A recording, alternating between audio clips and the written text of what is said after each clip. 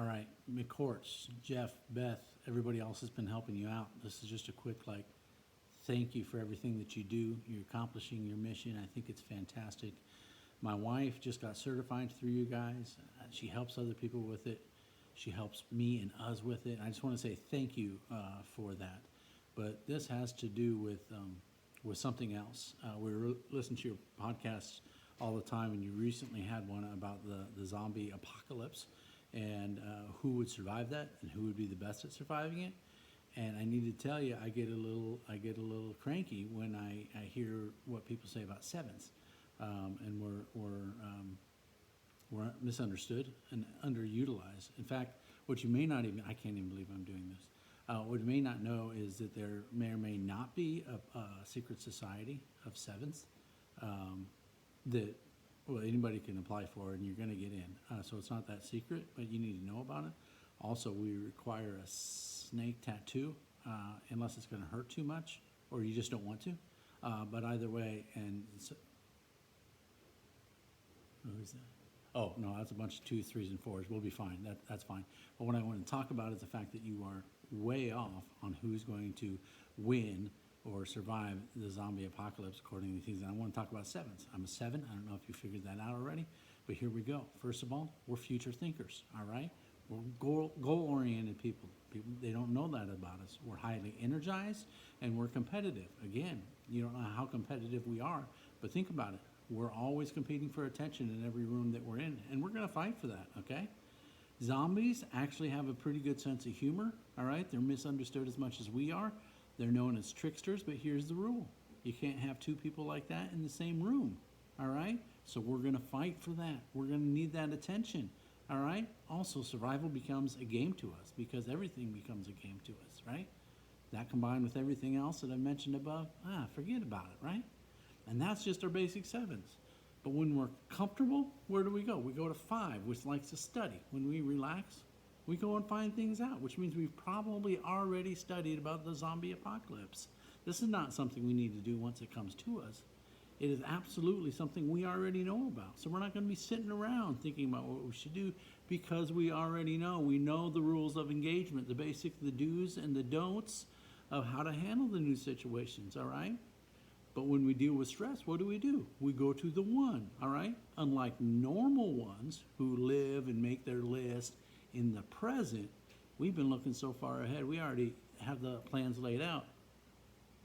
It's pretty much instinct at this point in time, all right? Also, we're not going to be the Apostle Thomas here. Oh, I'll only believe if I put my finger in his side. Yeah, first of all, ew. Second of all, it's too late at that point in time. If you put your finger in his side, boom, he's going to be biting you. That's how it's going to be. We're also not going to be Apostle Paul or Luke. Luke only wants to write an orderly account of things, right? So he's taking notes. He's looking down all the time. You look down, you pause, boom, too late, all right? The Apostle Paul, he's just going to want to argue about right doctrine on things. We're not going to stand around and discuss the proper doctrine for zombies. Are they dead? Are they alive? Is it God-centered resurrection or a new power that needs to be fasted on or exercised? Why we're not going to sit around and debate that stuff?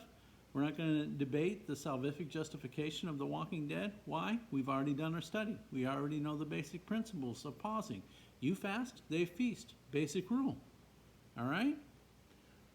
Also, just for a brief time out here, we need to overcome ourselves and admit that zombies already exist. They are scriptural. They're in the Bible. Matthew 27 says this: at the moment the curtain of the temple was torn in 2 from top to bottom, the earth shook, the rock split, and the tombs broke open.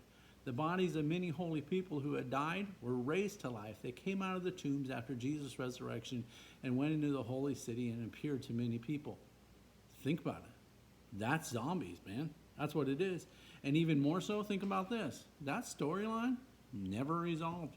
Fact of the matter is, we may walk amongst zombies even now, all right? But let's get down to our wings. Let's leave that behind. Let's do our wings, all right? 7s have 8 wings. We're motivated by justice. We have a drive to be in control of that situation. We're confident. We're not going to be controlled by the situation. We're going to address the problem, and we're going to have fun doing it, all right? But that's the 8 wing. We also have the 6 wing. All right, we're going to see all the possible dangers. We've already done it as it's come about to us. We're committed. We're security oriented. We're loyal. All right. We're engaged. We're responsible. We're also a little anxious and suspicious, which is not bad during the zombie apocalypse. All right. Please remember, I may in fact be losing my membership to the possible secret society of sevens, where everyone applies and probably gets in. All right. But you have to have the snake tattoo unless you think it'll hurt too much. And so I'm risking a lot of things by doing this.